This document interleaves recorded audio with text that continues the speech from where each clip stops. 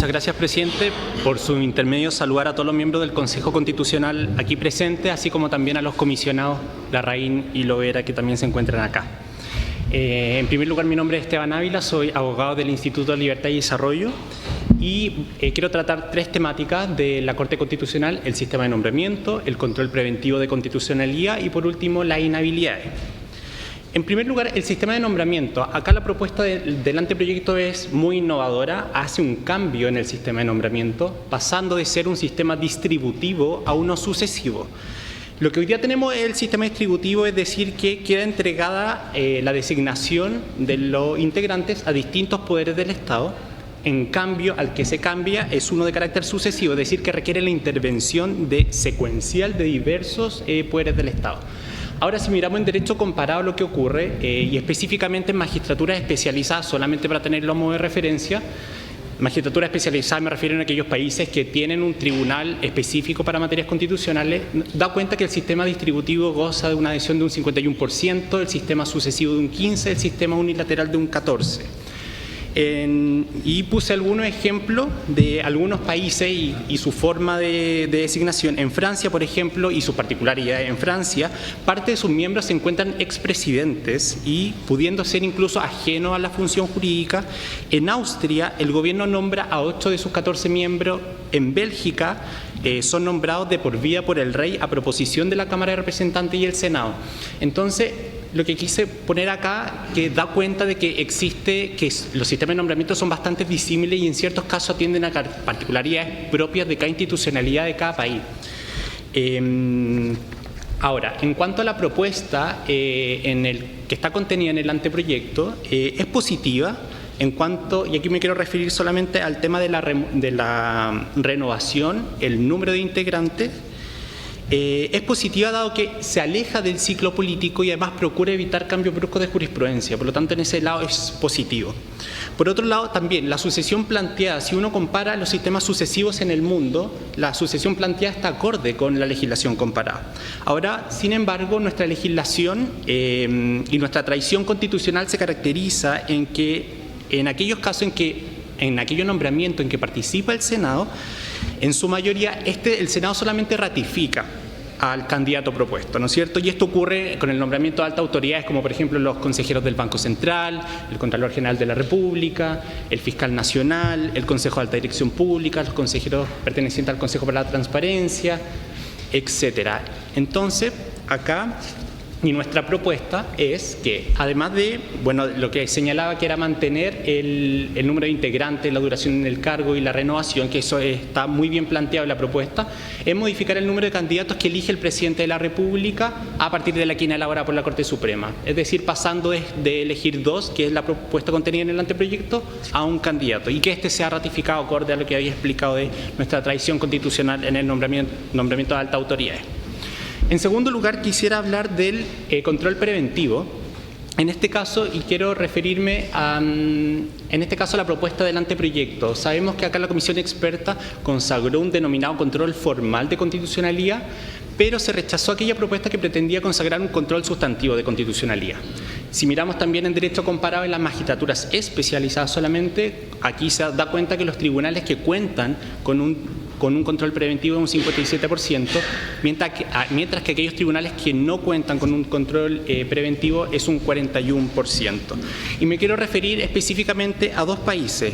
Uno, que es Francia, y en este caso tomo a Francia porque posee un control de constitucionalidad de leyes limitado y ha sido un caso exitoso a nivel comparado. Por lo tanto, vale la pena mencionarlo. Y en segundo lugar me voy a referir a España, que fue un caso bien particular que se terminó derogando la legislación y luego se terminó restableciendo.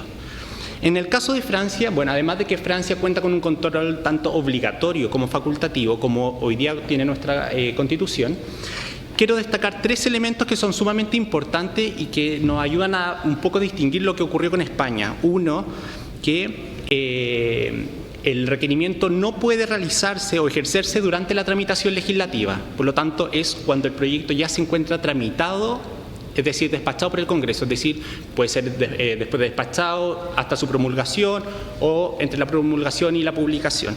Un segundo elemento que es sumamente importante es que suspende el procedimiento y además el órgano, en este caso el Tribunal Constitucional de Francia, cuenta con un mes para resolver el asunto y el cual puede reducirse a 8 días si el gobierno lo califica de urgente. Y el tercer elemento que considero que es sumamente relevante es que la decisión adoptada en la sentencia tiene eficacia de cosa juzgada. Ahora, en el segundo caso, el de España, en este caso, como le había comentado, estuvo vigente 6 años hasta que se derogó y aquí los elementos, y se va a notar al tiro de la diferencia, es que también implica, en ese momento a la interposición del requerimiento, implicaba la suspensión del procedimiento, pero, y aquí lo importante es que sin indicar los límites temporales que tendría el órgano para resolver el requerimiento. Y esto llevó a que durante mucho tiempo, durante la vigencia de este control de constitucionalidad, el tribunal tardó en resolver dicho requerimiento 15 meses promedio. Por lo tanto, operaba como un sistema de obstrucción al proceso legislativo.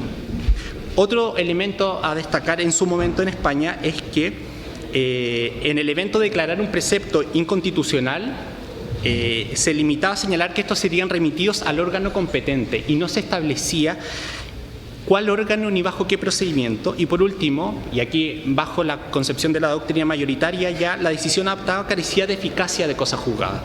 Esto, llevado a las críticas acá, llevó a su derogación, porque efectivamente existía un obstruccionismo. Al no establecer un tiempo para que el órgano resolviera, ocasionaba que fuese un veto. Por lo tanto, se terminó derogando y finalmente se aprendió de ese error y en septiembre, específicamente en septiembre del año 2015, se restableció el control preventivo y específicamente se estableció un plazo de 6 meses improrrogable. Si bien hubieron otros cambios, pero ahí la discusión en España principalmente atiende a que no existía un plazo para resolver este requerimiento, más allá de que, a diferencia de nuestro país, sí existía de que se podía interponer luego de finalizado el trámite legislativo, que también es un problema que hoy día nosotros tenemos. Entonces, nuestra propuesta, que está en la lámina anterior, es mantener el control de constitucionalidad preventivo de carácter facultativo y, por tanto, eliminando el de carácter obligatorio. Y la propuesta es seguir el modelo francés en este caso, que es reduciendo el tiempo de presentación del requerimiento al tiempo después de despachado el proyecto de ley o tratado por alguna de las cámaras, pero siempre antes de su promulgación. O bien otra alternativa, restringiendo también entre el periodo entre la promulgación y la publicación del proyecto de ley.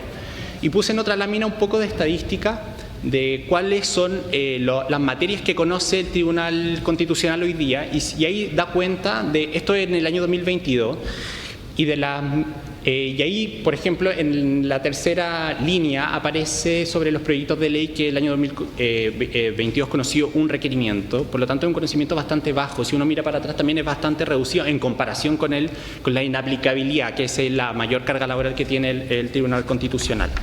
Y por último, quisiera referirme a las inhabilidades. En el caso de la inhabilidad, la propuesta del anteproyecto establece en general, ¿no es cierto?, que estará integrada por, deberán tener a lo menos 15 años de título de abogado y contar con reconocida y comprobada competencia e idoneidad profesional.